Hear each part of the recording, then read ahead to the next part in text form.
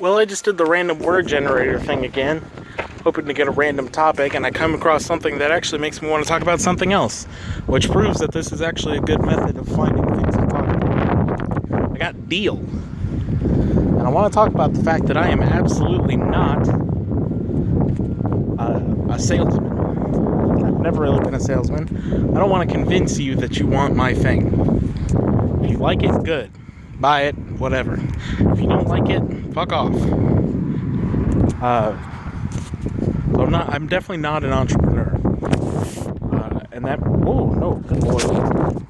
And that means that despite the fact that I'm making all this content, I really don't have anything that even when it gets big, or if it gets big, I don't have a way of capitalizing it and turning it into a career. And right now, that doesn't bother me, because this content is a passion project, and that's how passion projects work. It's something you spend your money on, not typically something you make money on. And I'm fine with that. But if I do find my passion through something like Passion Pursuit, the series I'm doing where I try different things in search of something I could do forever, then eventually I'm going to need to monetize what I'm doing. And YouTube ads are fine, but I like to say the fuck word a lot, so maybe that's not my best route. And besides, YouTube's ad revenue thing is kind of screwy anyway.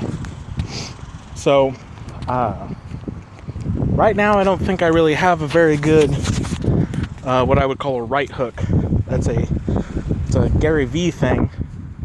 He talks about what he calls jab, jab, jab, right hook, where the jabs are all giving. You give, and then once you've built up, a rapport, once you've gotten in there by giving without expecting, then you feel comfortable asking, because it doesn't feel like you're doing it just to capitalize. You gave plenty.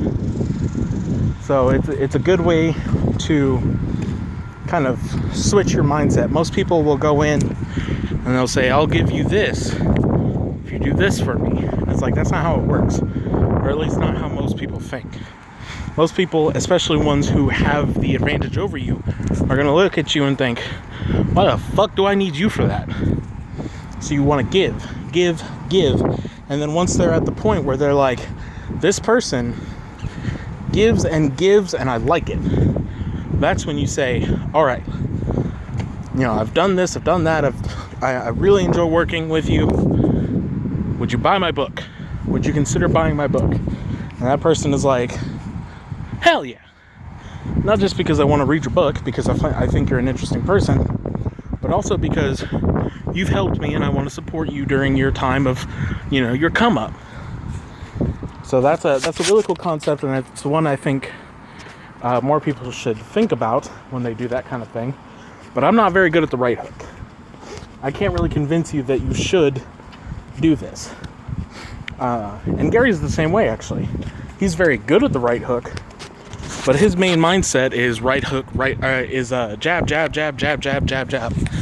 All of his content, it's stuff that most people don't think about. And everyone praises him for it because it's on YouTube, it's free. It's not like he's charging for a class or some stupid shit like that. And he says it over and over and over again until he gets it through people's head. Well, during the few times where he does throw a right hook, he's got a new book out, or he does throw a right hook, he starts an NFT project, something along those lines, he sells it. I'm not very good at that part.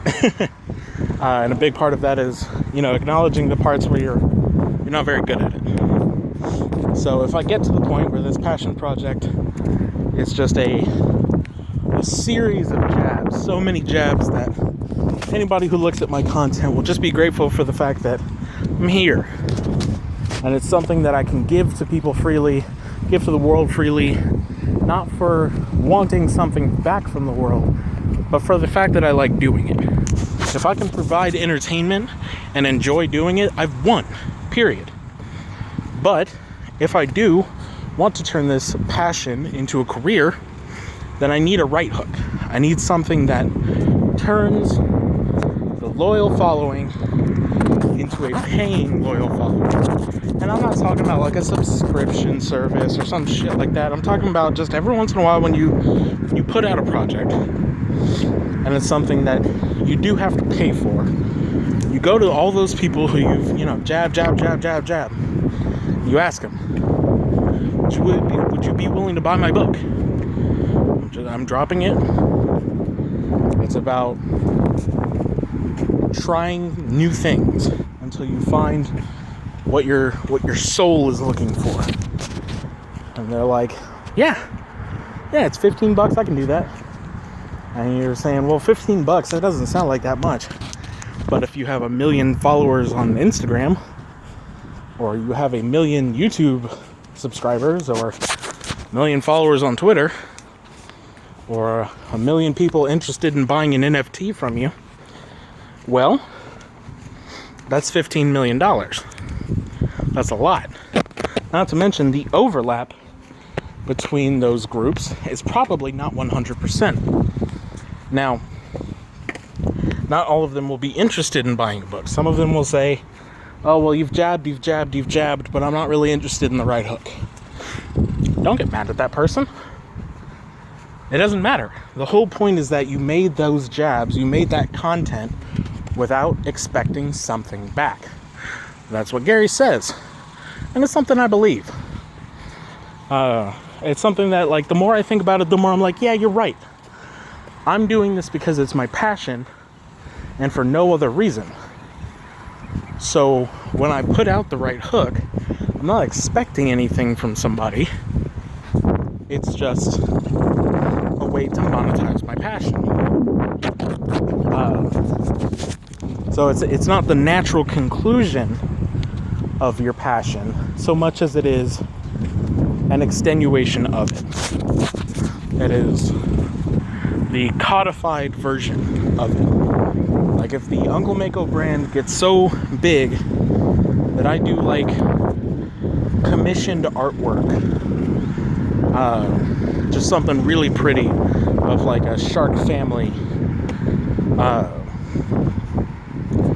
and I put them out, and I put out these beautiful pieces of artwork and make money off the NFTs because people want to collect them because they're from my brand, then I'm doing that because these are essentially merch. They're just a cool way to do merch. And of course they could have other uses. One of the examples is Gary was talking about, like, if you're a tennis player, have one of your NFTs be like, come play tennis with me. We'll talk for an hour, play some tennis. And that's a really cool thing, because if they're already a fan, not only is it this collectible, but it has a value, an intrinsic value. It's whatever they value playing tennis with you at. So it's stuff like that I think is really cool about the NFT projects and stuff. And it's stuff like that I think will be the inevitable method of monetizing my passion. Because eventually I think I will do that if this, ever takes off in a way that, it could. I'm not really worried about it taking off because I enjoy rambles like this. I mean, this is 10 minutes of me talking about what was the original word? Deal. Right. Fuck. That's how you get a good conversation going. You forget where you started. But I'm having a conversation with myself, so that's kind of weird. But yeah, just that's where I'm at. That's where I could see myself in the future. Whether or not I get there, that's not up to me. And I don't really want to worry about it. Because, the more you worry about it, the less it's likely to happen. And it's kind of out of your control whether or not, whether someone is specifically interested in what you put out. Now, of course, I'm going to put it everywhere. So it's not like they won't see it eventually. Whether or not it goes anywhere will be up to the people. And I think that's great. I think that's really cool. I noticed something. I noticed that my highest seen video, my highest viewed video, is a short that like got put in somebody's recommended as they were swiping.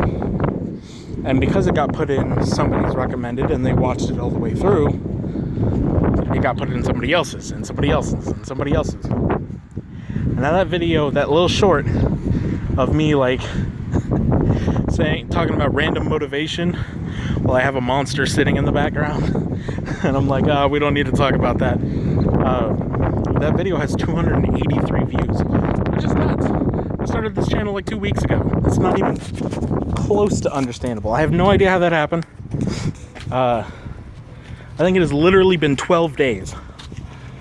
And in my opinion, a single video having almost 300 views in 12 days, that's pretty fucking cool. Now, of course, it's a huge outlier. I think my closest video to that is 5. And that may just be because I've gone back through and seen it and seen what I need to do for editing and that kind of thing. But a start's a start. Like, you can't deny the fact that it is there. People have looked at it regardless. And, you know, it's moving. It's moving. And whether or not I can keep up, that's up to me. But we'll see. We'll see where it goes. And if it goes anywhere big, neat. If it doesn't, neat. Because I still get to watch me go through the process of being a 22-year-old working a job I could stay in it long enough to find what I want to do, and trying to find what I want to do, to, you know, being a 50-year-old, 60-year-old who's living their passion and glad that they tried so many things and not regretting life. And I think that journey is what this channel really represents. I think that's what I want this channel to be. And you know what? I have the power to make that exactly what this channel is. So that's what I'm gonna fucking do. Because regardless of whether or not anybody watches it, the fact that this is a catalog of my life is irrevocable. You can't, like, that's not reliant on anyone but me putting out content. And I think that's really cool. And like, I could make this a home video series where I hide it away from the world and nobody ever sees it, but I don't have to. YouTube is here for right now, even if it's not meant to be. It's a video like holding place. It is a place where videos can exist potentially in perpetuity. And even if YouTube itself falls, I'm sure they will let us know before that happens, because it's run by fucking Google. So it'll be a long way into the future, and I can just download all my videos, because by that time, I could store all of them on a 2,000 terabyte SD card that can fit in my eyeball. I'm sure by the time that we are moving away from YouTube and YouTube is truly dying and being shut down, that I will have more than a few methods of moving my catalog of videos and my chronological life in order somewhere else. So I'm not going anywhere. And even if I'm the only one that knows I'm here, I'll still be here. And I'll catch you in the next one.